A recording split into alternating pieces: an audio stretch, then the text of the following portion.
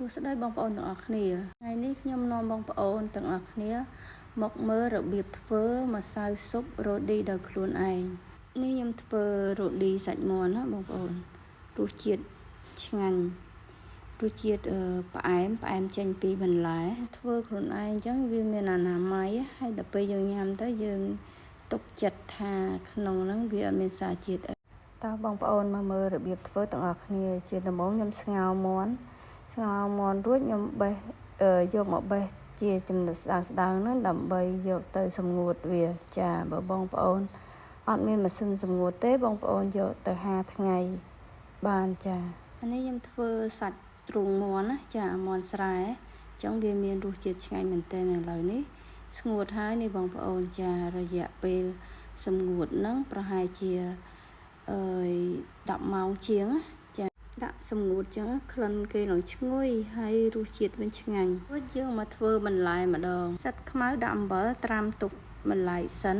បន្លែខ្ញុំមានដូចជាទេសផ្លោកការ៉ុតខ្ទឹមបារាំងហើយនិងជីវ៉ាន់ស៊ុយ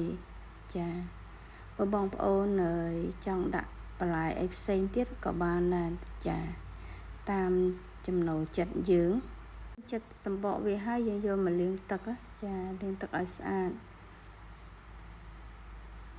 ជីវ៉ាន់ស៊ុយហ្នឹងខ្ញុំដាក់ទាំងរឹសចាដាក់ទាំងរឹសហើយយើងលាងវាឲ្យស្អាតចឹងទៅចារឹសវាក៏ឈ្ងុយដែរបន្លែយើងលាងស្អាតហើយចាឥឡូវមកលាងផ្សិតម្ដងលាងត្រាំហើយចាវារីកហើយលាងវាឲ្យច្រើនទឹកចាហើយពូតវាឲ្យស្ងួតចានេះបន្លែខ្ញុំចិតវាជាចំណិតស្ដើងចាដើម្បីឲ្យវាឆាប់ស្ងួតល្អដល់វគ្គហាន់ខ្ទឹមបារាំងនិយាយពីទឹកភ្នែកហូរអត់ដឹងខ្លួនហួសចិត្តទៅជាសោចវិញ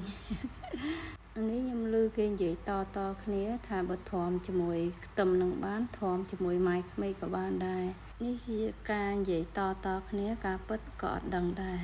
ហាន់វាស្ដើងហើយយកមកតឹងហៀបដាក់ម៉ាស៊ីនសម្ងួតចា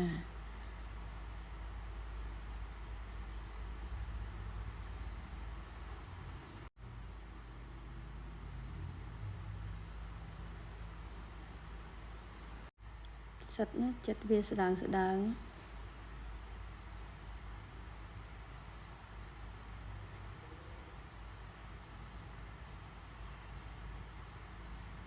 បន្លែហ្នឹងខ្ញុំឃើញតិចពេកអញ្ចឹងខ្ញុំថែមខ្ទឹមបារាំងមួយហើយទេសផ្លោកមួយហើយនិងការ៉ុតមួយទៀតចាថែមមុខមួយទៀតចាបានប៉ុណ្ណឹងពេលយើងធ្វើខ្លួនឯងអញ្ចឹងយើងទុកចិត្តថាវាអនាម័យហើយយើងដឹងថាយើងដាក់អីគេខ្លះអញ្ចឹងយើងញ៉ាំដោយទុកចិត្តអត់សូវញើតចានិយាយទៅសម្ងួតនោះសិតតែយូរម៉ោងទាំងអស់បងប្អូនហើយវាស្ងួតល្អហើយចាយើងយកវាមកដាក់ចូលគ្នាតាំងសាច់មាន់ទាំងអីនោះចាដាក់ចូលគ្នាដើម្បីឲ្យវាកិនទៅវាសព្វល្អចាយើងច្របល់ចូលគ្នាតាំងសាច់មាន់ទាំងបន្លែហ្នឹង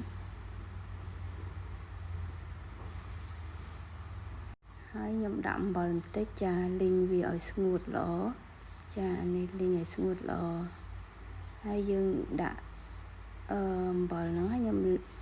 លាយប៊ីចេងបន្តិចចាដាក់បន្តិចបើបងប្អូនអត់ដាក់ក៏បានដែរហើយខ្ញុំយកមកដាក់ជាមួយនឹងម៉ាស៊ីនកិនចាកិនវាម៉ាស៊ីនហ្នឹងតូចដែរកិនវាបន្តិចម្ដងអញ្ចឹងជាមួយនឹង